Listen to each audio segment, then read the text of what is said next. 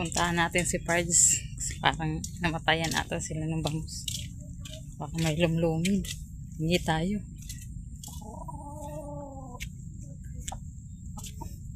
Pards! Ano ginagawa mo? Uy!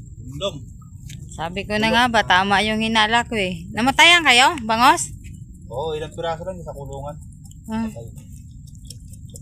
Gagawin ko para pampulutan ba? O kaya pang-ulam. Masarap ito pang-ulam eh. Oo nga eh, sarap niya na no.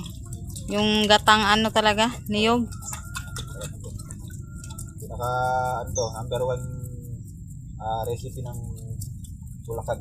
Lumlum. Pagkatapos mo yan, Pards, pahingi ako ah. Ha? Pagkatapos mo. Gabayin mo muna. Ikaw na gumawa. Marami akong ginagawa eh. Pahingi na lang ako ng gawa na. Konti lang naman. Konti lang yung hinging ko.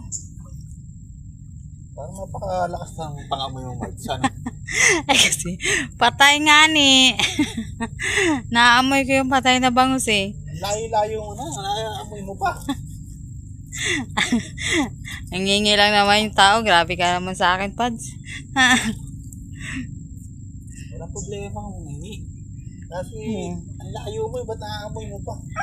Namatayan nga kayo, nakita ko. Gataw kasi kanina nung umikot din ako dyan. Maglalaba sana ako. Pupunta nga sana ako dito. Maglalaba ako eh.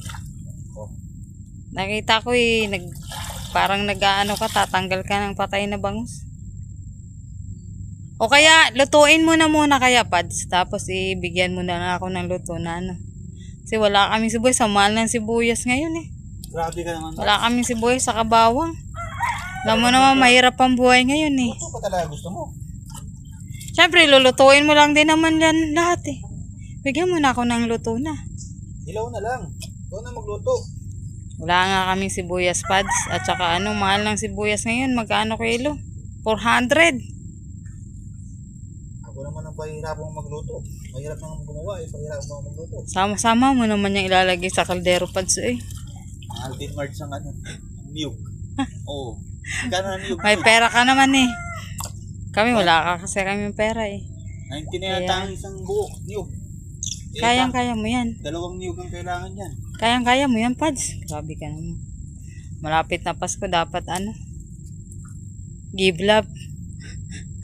Bigyan na lang kita ng Give love on Christmas Day. Bigyan na lang kita ng ligaw. Ito. Kayo na lahat to. Sabi gawin mo na, Pads. Mo na lang yan sa akin. Pamasko. Sarap niyan. Sarap yan, di ba, pulutan? Oo. Tuwagin mo naman ako pag nagiinom ka. Wala kasi pare mo dyan eh.